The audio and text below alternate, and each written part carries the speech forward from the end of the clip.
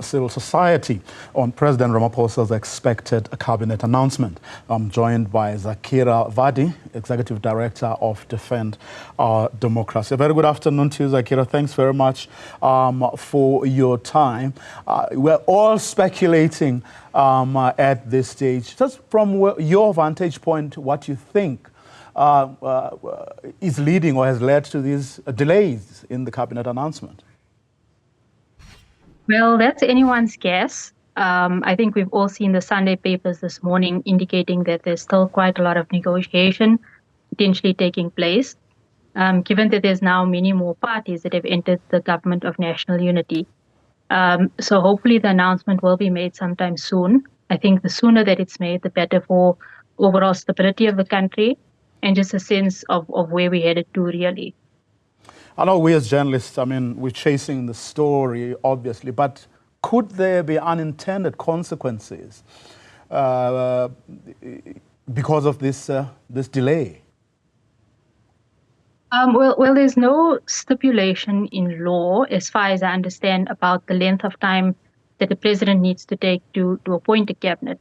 However, I think it is important that there is a sense that this government of national unity is pulling together, that whatever we've heard, at least in principle, about its ability to negotiate, come together over a common platform, now materializes. Secondly, I think that there's a sense in the country that, things need to start happening. We need to see all of the critical issues that are facing the country being addressed. And it's really once we have a government that is then formed and a cabinet that's then in place that I think we can begin looking at the program of action for the country going forward. And that, I suppose, is what everyone is looking forward to. Key portfolios when it comes to social services. The Ministry of Police is going to be key. Bekele, the outgoing Minister of Police, no one knows whether he is going to return to that portfolio, but everyone is looking forward to seeing how this administration is going to deal with crime. Of course, Bekele has already boasted about how well he thinks he has done in that portfolio. Just your sense, as civil society, as to how this new government should be dealing with policing matters. It's an absolutely critical area among, a whole range of other issues, from unemployment to education and healthcare. But crime is something that affects people at every level of society. Whether it's someone stealing your cell phone, your house being robbed, or your car being hijacked, or whether it's grand-scale crime and corruption that impacts, the country as a whole, where you have billions of rands being stolen from the fiscus. So it is a critical area. The security cluster is quite important overall. And we need to see coming into being a comprehensive plan being put in place to address all of the issues, both in terms of the systemic issues or the structural issues, such as how the police force operates, how our appointments made, etc. And all of that is really critical for the ministry itself. For now, I think it would be too early to speculate about who that particular minister would be, but it's certainly one of the important focus areas that we need to be looking at. Speaking of that cluster, only the other day we had the story of the IEC commissioner who has been under investigation for a whole 10 years, which suggests or should tell us that something is going wrong there. But I want to pick up on the other two ministries that you have mentioned, and we're talking about education as well as health. Minister NG Motshekga, or the former minister, has been in that job for a very long time. There are mixed views about whether she's effective or whether she's done her job well, and one wonders whether this is a kind of portfolio, given the conversations that are taking place currently, that the ANC would, for instance, be keen to give to one of its other partners in this government of national unity or grand coalition arrangement. Well, that's something we have to wait and see. the indication, at least from what I've read in media reports, is that there are specific ministries that the ANC wants to retain and others that it's more flexible about. We obviously have to see how that pans out in the next few days.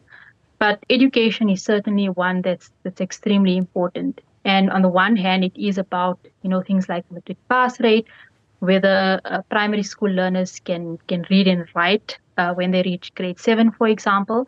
But there are multiple other areas. So if you take a civil society organization like Equal Education or Section 27, focusing on the issue of pit latrines, so the institutional structures at different education centers across the country, that's certainly something that falls under this portfolio. If you look at issues of higher education, which is separate to that of primary education, there's certainly issues of access to quality education, access to higher institutions of learning that are at play as well. So it is a critical area for the country. Let's look at health as well. I mean, the conversations, debates around the NHI have, of course, put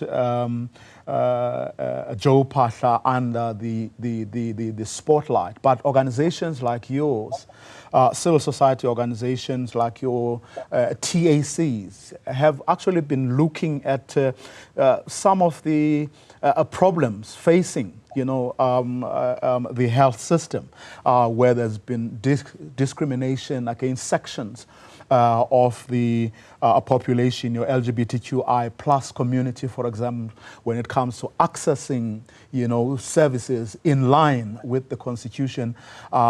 Clinics and hospitals have fallen short of their constitutional obligations. Well, it's one of the various parts of, I think, the multi-crisis or poly-crisis that's facing the country. And we've seen this in how hospitals are run. And it's something that's symptomatic of the broader crisis facing the country. So if we take, just two years ago, the incident at Tembisa Hospital, the scale of corruption versus the actual delivery and ability to serve patients in that hospital, we begin to see where some of the problems lie within the health sector, together with, a whole range of others, from the way in which patients are treated, to the number of staff that are available. If you look at the complaints that came out of the Rahima Musa Hospital just two years or so ago as well, where doctors were saying that they have to use their torchlight sometimes to work. Sometimes water is not running in toilet taps at these hospitals. So that's certainly another area of focus for this incoming government. And whoever the minister is, I think, is going to have a huge task at hand to try and, just correct some of these failures that we've seen over the last 30 years or so. Of course, I mean, the failings we are talking about happened under the ANC's watch. We don't know really what the new partners, the ANC's new partners in this new arrangement. But from what we know about your DAs, from what we know about your UDMs, your patriotic alliances, and the like, is there something about them that appeals to you, that says to you, if they were to be put in charge of some of these portfolios, whether it's your health, whether it's your education, and so on, is there something that says or that suggests to you that perhaps we could, from some of the leaders of these parties, get a different way of doing things, or a different attitude towards the work that needs to be done? So there's really 2 points here. One is that we should be looking not necessarily at just specific parties and what they may be able to bring to the table, but it's really looking at individual competence of ministers who are appointed. We certainly need a cabinet that's professional, that is skilled. So the people who are appointed need to be able to meet the demands of their specific sector that they're appointed to. They must understand the complexities of it. But when you look at parties that are now new to the government of national unity, or being newly placed in positions of power, what they do bring to the table, I think, is certainly an oversight role. So opposition parties, in many ways, have played an important oversight role in Parliament over the last 30 years. They've brought issues before portfolio committees, have been quite good in some of their accountability work. And hopefully those skills are not lost when they're brought into the government of national unity. They continue exercising a greater degree of oversight over what unfolds. And hopefully with all of the parties each watching over the other's back in terms of performance as well as overall accountability, hopefully at the end of the day, the voter and the ordinary citizen would be able to benefit from this. Zaakirah Vadi, thanks very much for your time.